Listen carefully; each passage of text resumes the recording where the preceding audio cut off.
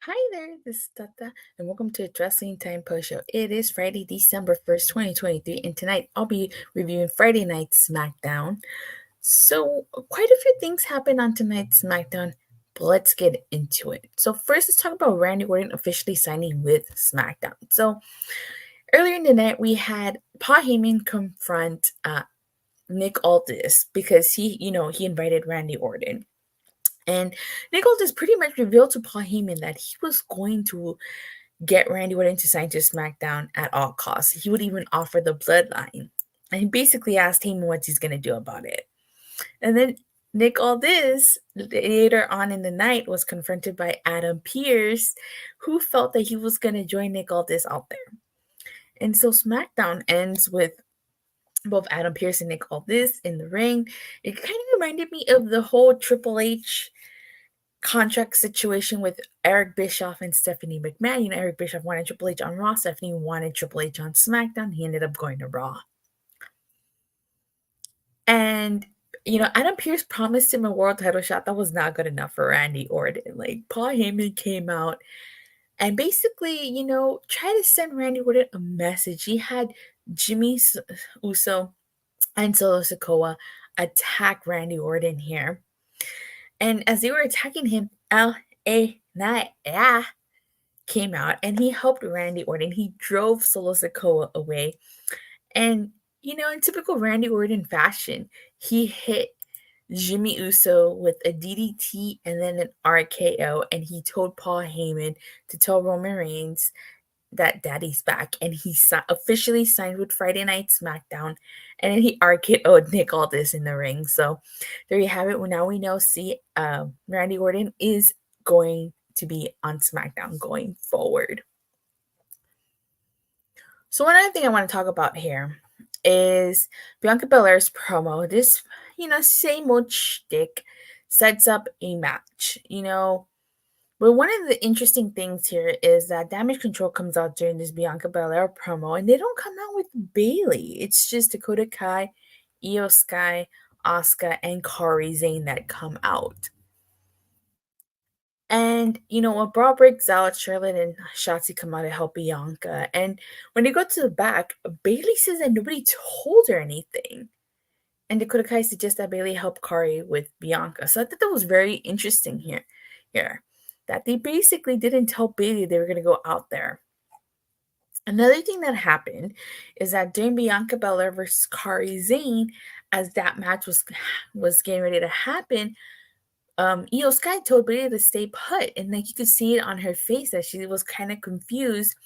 So, Shirley was out there, Shotzi was out there, the rest of Damage Control was out there. At some point, everybody gets ejected, and Bayley, she tries her best to come out here. Now, she tried to help Kairi Sane, or maybe she didn't do enough because Kairi Sane lost some match against Bianca. Believe me, I felt some type of way about Kairi Sane losing, but story-wise, it makes sense for her to lose to Bianca because they're telling that story of Bayley getting kicked out of Damage Control.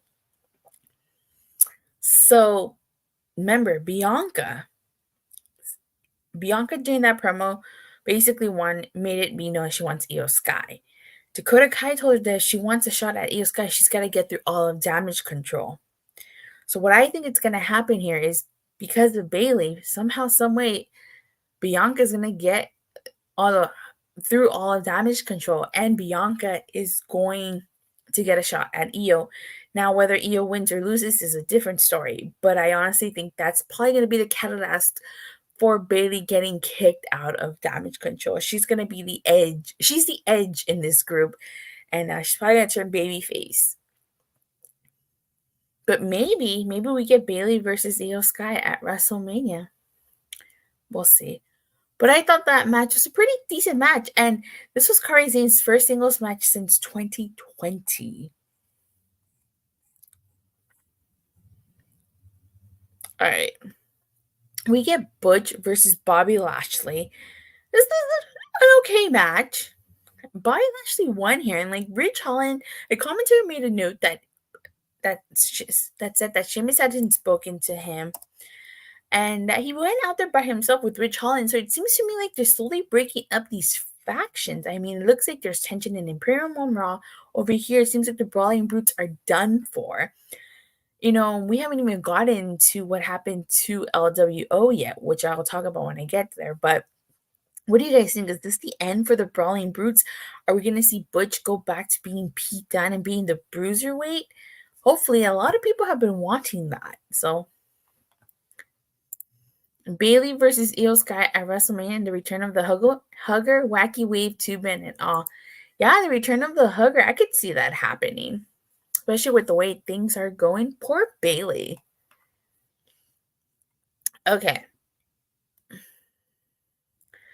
So, it goes backstage, and Butch says he doesn't know, doesn't care why Rich walked out on him. He'll fight anyone. It's a pretty deadly interrupt. So it seems like there might be a match somewhere there. Unless I missed it and it was announced. Like, it seems like there'll be a match between Butch and Pretty Deadly. So next week is Tribute to the Troops, and we also find out CM Punk is coming to SmackDown next week. That should be super interesting, especially considering that, Heyman is there with Roman. I definitely would love to see an interaction between Paul Heyman and CM Punk. I know there's rumors that CM Punk and Roman Reigns are going to feud. I definitely would love to see an interaction, at least with Paul Heyman. I don't think we're going to get an interaction with Roman and CM Punk just yet. I think they're going to save on that. But at least I'm hoping we get CM Punk and Paul Heyman. They might tease it. Who knows? All right. We get a Santos Escobar interview, which leads into Santos Escobar versus Joaquin Wilde. Yes, I said Joaquin Wilde, okay? And one of the things I like about Santos Escobar's interview is that he calls Katy Kelly Catalina. And so Santos Escobar versus Joaquin Wilde wasn't a bad match. But, Santos Escobar is victorious. He needed the win. And, I'm really glad that they're incorporating Joaquin Wilde and Cruz del Toro in this feud, because it seems like, for the most part, when it came to the LWO, they were the ones who were most often ignored and forgotten. I mean, you always saw Rey Mysterio, Zelina Vega, and Santos Escobar, but you rarely saw them. So I'm happy that they're being used and they're involved in this. What I think this is going to lead to is, I think maybe they might bring back Humberto Carrillo and Angel Garza and have them join Santos Escobar here, especially since, according to Santos Escobar, Cruz del Toro and Joaquin Wilde are being blinded.